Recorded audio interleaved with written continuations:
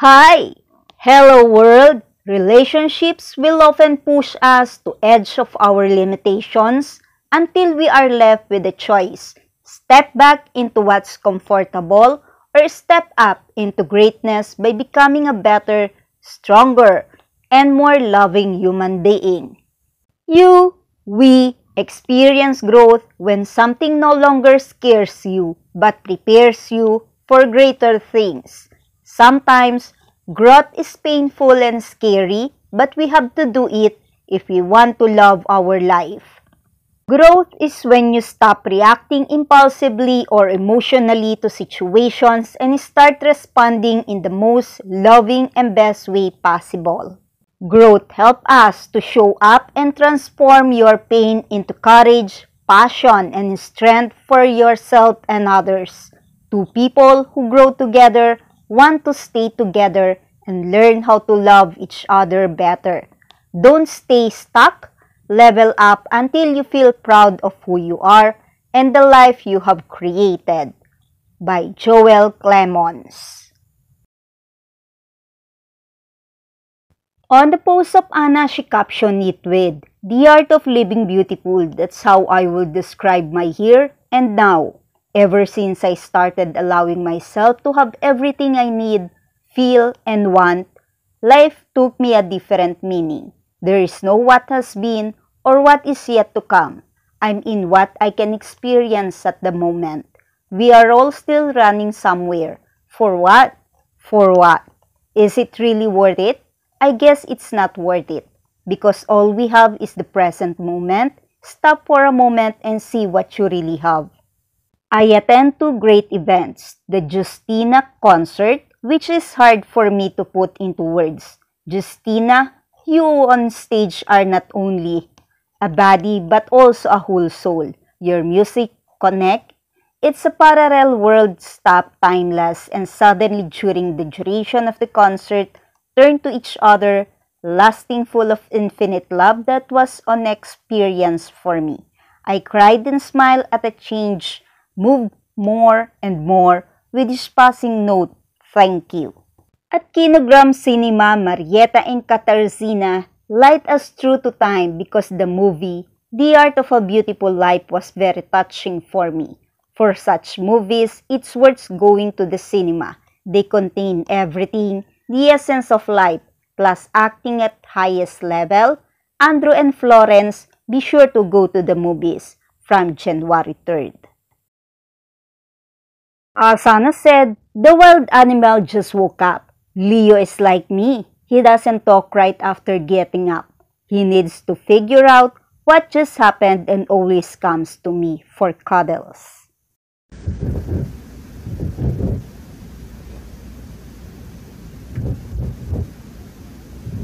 Budzi się dzikie zwierzę. Tak. Kto tu dopiero wstał? On ma tak jak ja. Jak wstanie, to nie rozmawia. Potrzebuje się rozbudzić. Idzie tygrys.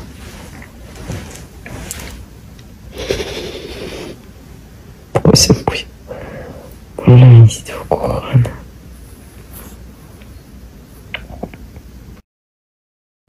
Oh yeah, it's true. Anna captioned this story saying, "I haven't done it for a long time. Maybe I will come back to singing to you here from time to time. You often ask me about it, and since the illness obliges me to have more time." I wish you the best till the end of your life. I felt sorry for you when I looked in your eyes, but I need to confess, I told you a lie. I said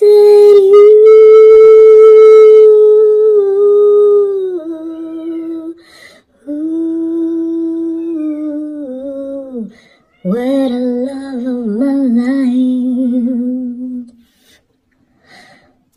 the love of my life.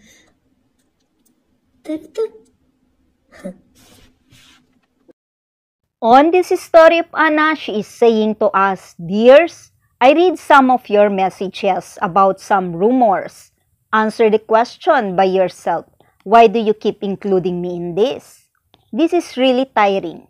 I really have something to do in life than to follow others people's social media.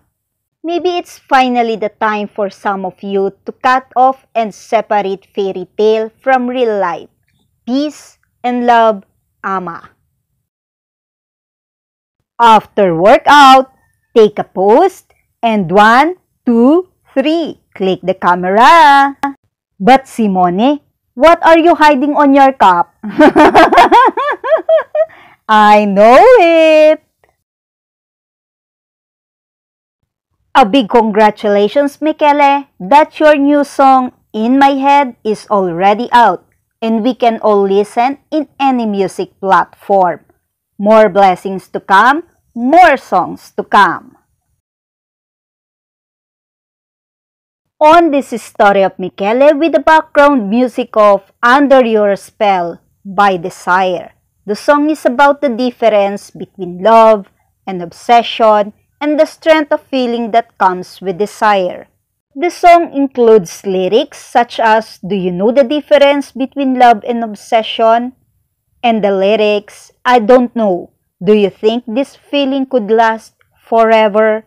The song explores the concept of desire, which can imply a strong intention or aim, and the strength of feeling that comes with it. It's like you are in another world, kind of like when you fall in love, and it takes you away from everything else. What can you say, guys, on these photos of Michele for his latest song, In My Head? Photographed by his friend Rafael.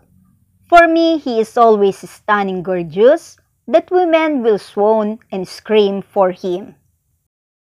That he can carry himself, whatever he looks, with or without facial hair, he stand out. Here's a ticket for December 14, 2024 at 7 in the evening at Hotel Eden in Roma, Italia. As it written, you are cordially invited to the Discuss Through Awards ceremony, which will pay tribute to the cast of the film Maserati the Brothers for their exceptional contribution to promoting Made in Italy on a global level. With the participation of Anthony Hopkins, Andre Garcia, Jessica Alba, and Michele Morrone, we look forward to celebrating with you. What are you all waiting for, guys? Grab your ticket now! The ever-dashing Michele tonight at Disco Bolo Award Red Carpet at Hotel Eden with the cast of Maserati.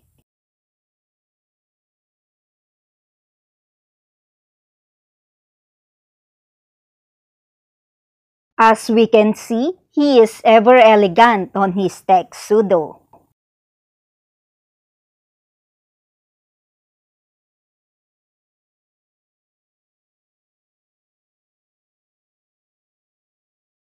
Credit this video from one of a fan page of Michele. Michele with Hollywood actress Jessica Alba. Andy Garcia! Andy Garcia, ladies and gentlemen!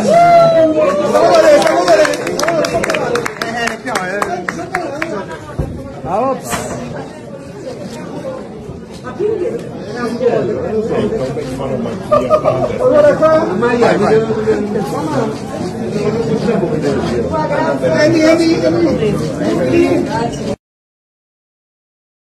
Let's take a look of some more videos from fan page on what happened at the event in Hotel Eden wherein the Maserati cast having their red carpet, and on how Michele dealing with the cast.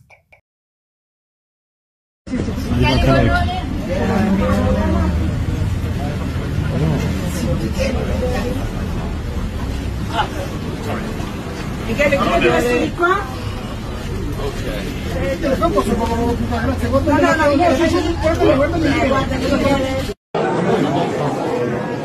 bene questa serata bellissima in compagnia di tutti.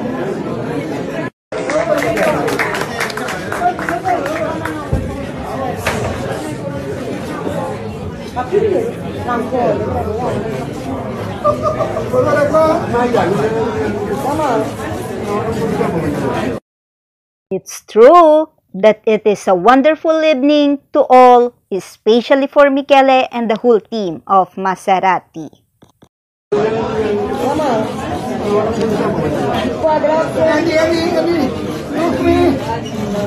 Thank you.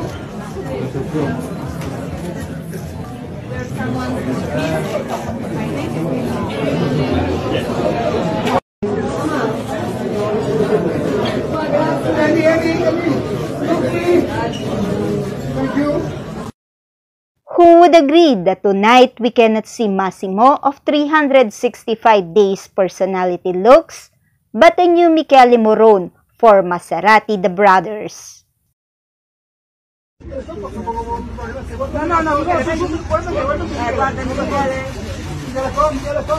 Michele, guarda qua, grazie. Eccolo. Michele, pure a me poi, sto qua, grazie. Michele, ancora qui per noi? Michele, faccio un sorriso. This way, please.